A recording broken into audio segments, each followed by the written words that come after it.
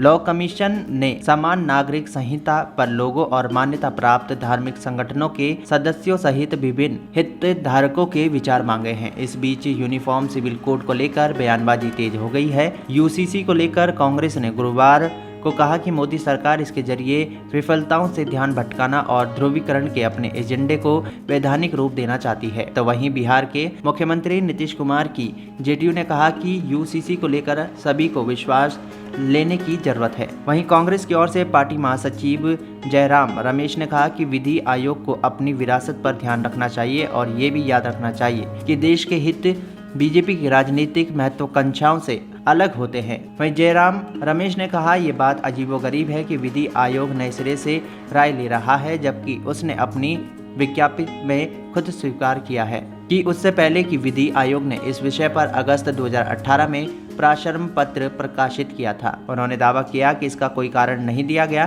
कि इस विषय पर अविचार क्यों हो रहा है। विधि आयोग ने इस विषय की विस्तृत और समग्र समीक्षा करने के बाद यह कहा था कि फिलहाल समान नागरिक संहिता की जरूरत नहीं है। जेडीयू प्रवक्ता केसी त्यागी ने कहा कि यूसीसी पर सभी हितधारकों, समुदायों और विभिन्न धर्मों के सदस्यों के लोगों को विश्वास में लेकर बात करने की जरूरत है। उन्होंने सीएम नीतीश कुमार के 2017 में विधि आयोग के तत्कालीन चेयरपर्सन BS चौहान को लिखे लेटर का हवाला देते हुए बताया कि यूसी को लोगों के कल्याण के लिए सुधार के उपाय के रूप में देखा जाना चाहिए। त्यागी ने आगे कहा कि यूसीसी को अल्पसंख्यकों से बात किए बिना लागू करना संविधान में मिले धार्मिक स्वतंत्रता के अधिकार के मुताबिक नहीं है। इसके साथ ही उन्होंने राज्य से बात करने को भी कहा। बीजेपी नेता और यूपी के डिप्टी सीएम केशव प्रसाद मौर्य ने कहा कि यूसीसी की बात सुनकर कुछ लोग बिदकने लगे हैं। उन्होंने ट्वीट किया, भाईचारा, गंगा जमुना तहजीब की वकालत करने वाले मानते हैं कि हिंदू मुस्लिम सब एक समान है, लेकिन समान नागरिकता